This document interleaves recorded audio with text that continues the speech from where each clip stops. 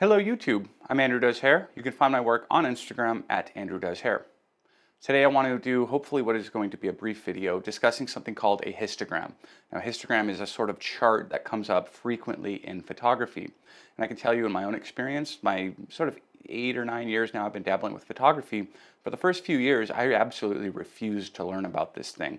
It looked technical, it looked intimidating, it looked complicated. And my fear was that if I took the time to understand the histogram, it would take something fun like taking photos of haircuts and snapshots of haircuts. It would take something fun like that and make it complicated and make it technical. So I avoided learning it. And then finally, when I caved and I decided, you know what, let me figure out what this histogram thing is all about, it actually did the opposite. It made photography a whole lot more fun. It made every camera in my hand, whether it was my phone or my fancy camera, it made every camera in my hand feel more capable because I was very aware of what it could and couldn't do in any given scenario. So I want to do kind of a light overview of what the histogram is, how to read it, and what to take away from it. And if you want to go on like a deeper dive, there's a million videos on YouTube that make this topic much more deep and thorough, but I'm kind of hoping that my light scrape of it here in the context of haircut photos in my case will give you enough that in the salon or barbershop or for casual portraiture, you're able to kind of understand what your camera's doing and at the same time have a little bit more consistency and ability when it comes to editing. You see, before I learned about the histogram, I just shot things to where they looked good. I would put my camera settings and go, okay, I think that looks good. And then when I edited things, I would just move sliders around until I felt like it looked good. But after understanding the histogram, I was very aware of how these edits were changing the image, and I could read the histogram to tell me kind of what I could and couldn't get away with, when something was actually too bright or not bright enough, and when my camera settings would actually work in the long term, or when I was going to get a photo that when I went to edit it, I found that I couldn't edit it into anything useful because it just wasn't shot right. You see, there's a saying that I've heard a lot over the years, which is get it right in camera. And what I used to take that to mean was shoot it the way you want it to look right in the camera. And I would aim to do that. But after I learned about the histogram, that same phrase took on a whole new meaning. Now I get it right in camera by making sure that I'm following that histogram and getting the information I need on the histogram. So if you're shooting with a DSLR, you're able to review your images and you can press the info button or display button and it'll cycle through these different screens regarding the image you're reviewing and eventually it'll show you this histogram. It looks like a chart with like mountains and foothills on it. If you're shooting with a phone, you can open up an app called Adobe Lightroom, which is what we'll be using throughout this video. And in Lightroom, you can go into a menu and turn on the histogram, and then any image you're viewing, you will see the histogram for that image. And one of the things I like about my kind of more modern, like mirrorless cameras is I actually have a live histogram in my viewfinder on my screen at all times that will change as the scene changes or the camera settings change. And I'm actually, when I'm taking a photo, I'm not looking at whether I like how bright or dark it is. I'm only looking at that histogram. I hope not to sidetrack this video too much, but I find that probably half of the questions and concerns that I get from people who are learning photography can be answered by, well, just learn about histograms and it'll make sense. I mean, everything from how bright do I put my lights if I'm going to put lights in the scene to, you know, how close or far do I put the lights or what camera settings are right? Is this exposed right? Everything is answered if you learn how to read the histogram. There was one case in particular, I won't name names, but an influencer that I know, somebody with a large Instagram following in the hair scene reached out and said, I just spent thousands of dollars on a Sony and I actually like my iPhone better. And he sent me a picture of the same haircut in the same scene with both cameras. And what he liked about the iPhone is it was punchier, it was brighter and darker, it had more contrast, the colors weren't as muted and flat.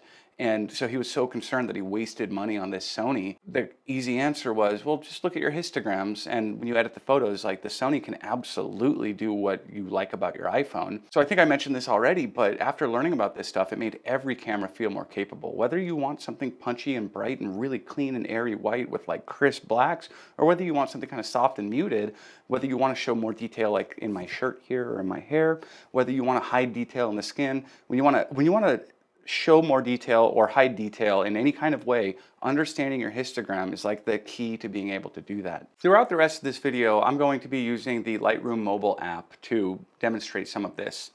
I believe there's a free version of this app, but I think there's also a paid version that maybe does some extra stuff. I don't know. Look into it. So this image that I have on the screen here is actually just a standard iPhone photo. I just shot the picture real quick. It was kind of an afterthought. I wasn't like trying to get an image for this video even. I just saw it and thought, you know what, that could be a good example for this. So right off the bat, this image is a little bit more saturated than I think looks good. So before I do anything, I'm going to pull my saturation back here. That's not the point of this video, but I just feel like looking at this image through the rest of the video is going to be a lot nicer if I do that right off the bat. So let's get into the histogram here. If I go into the menu, these little dots in the top right corner, and I go to View Options, I can turn on Info Overlays. And so I can see the info of how the image was shot and what camera was used and all of that, or I can show the histogram. So now that I've brought up the histogram, you can see on the top left of my screen here, I've got this graph thing that has mountains and foothills on it. And what this does is it tells me which information is in the image and how much of it is in the image. So let me break down the way this thing works. On the furthest left side of the graph here is our blacks in the image. If any of these mountains are touching that left side, that means that there's information that is as black can get. Just to the right of that is our shadows. This is stuff that's very dark but not black. And then in the middle of the histogram here, we have our midtones. Moving further right, we have highlights, which is bright but not white. And then the furthest right area of the histogram is our white. When something is touching the far right side of the histogram, it cannot get any whiter than that. That is the extreme of what white can be. And so looking at this image, I have somewhat of a tall, narrow spike of information on the far left side near the shadows and blacks. That would actually be this gentleman's shirt. In the middle of the histogram, I have a kind of varied range of foothills there that actually represent his skin and his hair. They're kind of midtones. And then near the right side of the histogram, I have another mountain with some foothills next to it that represent the background. So these different shapes of these kind of spikes sort of tell you a lot. If you have a very steep, narrow mountain, that means that there's not a lot of tonal range in that area. So for example, if we look at his shirt here, it's mostly black. There's very little detail to be seen there. And on the histogram, representative of his shirt is this kind of narrow, tall spike, which means there's a lot of colors or tones that are identical in that exact region where the spike is narrowest. And on the flip side, because we see a lot of tonal variation in his face, we see a wide range of like foothills and low little hills there for the midtones, which is where his face is. There's a lot of variation in the tones there.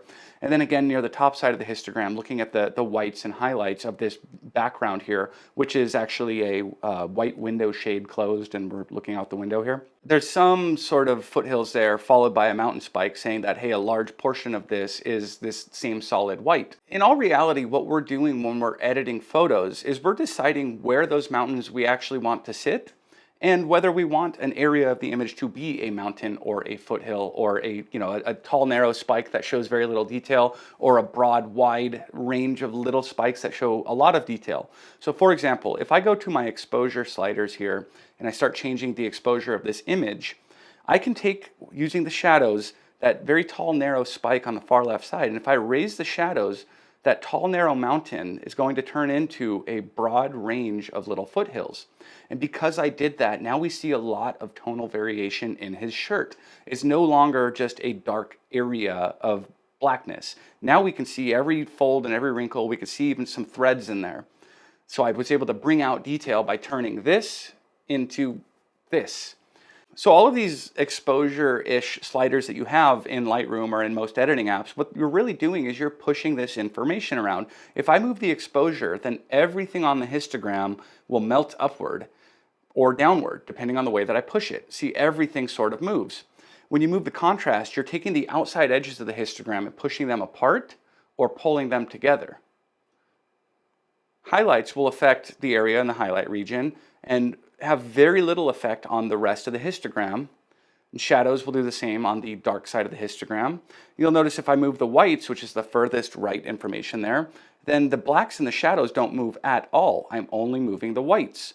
So this is what you're doing when you're editing, is you're deciding where to put these mountains and how broad you want them to be, and if you want to have little foothills next to them with other detail in there. And going back to get it right in camera, the way that I shot this, you can see there's a very clear defined spike for his shirt. There's a very clear defined range of little foothills for his skin tones, and there's a very clear defined spike of mountains and foothills for the background. I have shirt, skin, and background all separated in there. if the tones in the image ended up being closer together, it would be very hard for me to edit this image. Because if I tried to move, let's say the background and the skin tones were like the same tone, it's kind of hard to control that background and that skin tone without drawing a bunch of masks and getting all crazy and detailed. So here's another thing that our histogram tells us. If you shoot something that is touching the edge of the histogram, so before you even edit it, if you look at it and you have information touching that edge of the histogram, you're never getting that information back. So for example, I just shot this like 1 minute ago here. In this image, you can see in the background, there's a light bulb pointed at a wall that is so bright that it's touching the right side of the histogram. That means that that information there in that light bulb is gone. So no matter how much I try to pull this information left and darken it, I will never see that light bulb again because it fell out of the camera. The camera missed it. It was overexposed. It's gone. And so if I shoot something and I see a lot of that, just stuff touching the right side, I'm like, oh, this is wrong. I have to expose darker. And so on the flip side, in this image here, I shot it much, much darker. I pulled the exposure down. And the way to do that with an iPhone is if you touch the thing you want to focus on, you'll get a little sun next to the thing, and then you slide that sun down and the whole image gets darker. So by doing that, you can see that we don't have really any information mashed up against the right side of the histogram. Nothing was necessarily blown out. And because of that, looking at this light bulb now, we can actually see a light bulb. So I tend to personally try to underexpose almost everything because when stuff gets blown out like that and you lose it, it's like gone forever. However, when things appear very dark as they do in this image, it is a lot easier to retrieve shadows than it is to retrieve highlights.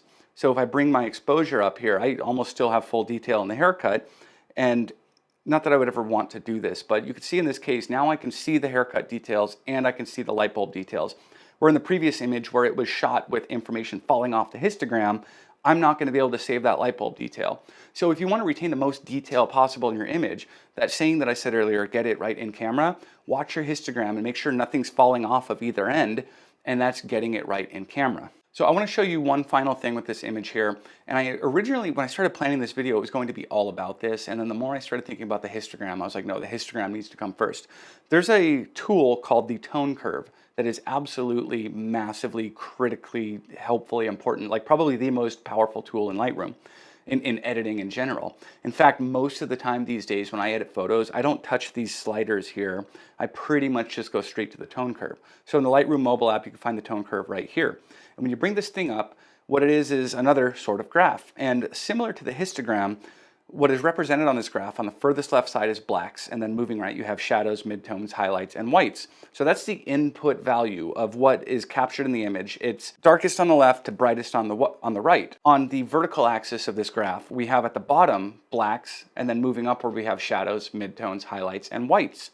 And so basically what this curve allows you to do is move things around on your histogram in a really strategic, powerful way. For example, if I want that white-ish background to just be a blown white background and look like I shot it against a lit white wall, what I can do is take my highlights coming into the image, which would be this vertical bar here, roughly, and I can move the point upward to make them brighter. And if you look at my histogram, now I have a really narrow vertical spike pushed all the way to the right, saying, hey, that is as bright can get right there. And I just took my busy background and turned it into a plain white background. On the flip side, let's say by doing that, because the rest of the curve tends to move, now his skin tones are a little brighter than I want them. I actually like them, but if I wanted to grab the shadows and pull those down, I can get a little more crispiness out of the image. And then maybe some of his skin got a little bit too dark, so I'll bring other skin back up here.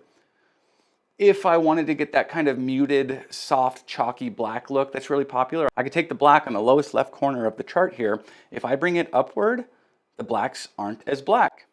If I bring it rightward, then things that were almost black are pushed into being black. So if I bring it up and right, it takes that whole black area and just flattens it out. And so now looking at our histogram, we have these two narrow vertical spikes on the darkest end and the brightest end of what the image can be. So in the case of that guy that I mentioned earlier who bought a camera and felt like it looked too muted and flat, his image was shot roughly this way. If he wanted to make it look brighter, it's a 3-second adjustment to look at the histogram and go, okay, that information's not on the far right. I'm going to push it to the far right with my tone curve right here. And now it's punchy, bright, clean, crisp, white. If you're looking at the blacks and you go, you know what, I want them punchier, I want them crisper, okay, bring the black point over and fiddle with this. So I really hope that this was helpful. This is not something that I've ever taught before heavily. Think of this as just a casual conversation if you haven't already. There are real photographers who could probably teach this way better than I can. I just wanted to show you in the case of like, hey, I'm taking photos of haircuts in a salon. The reason being that I get messages from people who take haircut photos in the salon who say, hey, how can I fix this? How can I make this better? Do I need to buy a better camera? Do I need to move this light? And the answer to almost all of it is learn to read your histogram and then learn to use a tone curve. Between those two things, you can make any image look pretty much any way you want it to look. I mean, you look at this and you would think, oh, dude, they got like a studio in there. But then when you look at the original image, it's a guy in front of a window. And with very, very little editing, just by watching that histogram and moving that tone curve around a little bit, we're able to completely change the look of the photo. Anyways, thanks for watching. Please like and subscribe if you're into this sort of thing. I actually cut hair too, so come back for maybe some of those videos sometime.